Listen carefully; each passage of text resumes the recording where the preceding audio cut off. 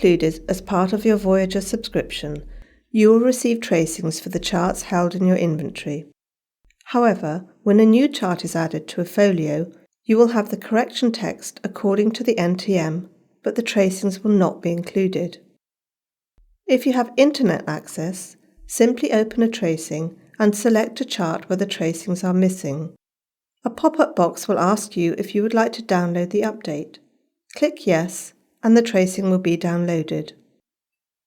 If you are unable to connect to the internet, identify the week in which you need the missing tracings.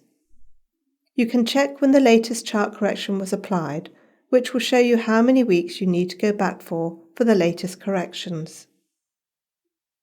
For tracings of a chart that was recently added, click Configuration, open Update Settings, and select the week previous to the chart being added. Click on the home screen and Send Sync Update. Once the synchronization file is received, the missing files will be sent directly to you, and these can be imported through the normal update procedure.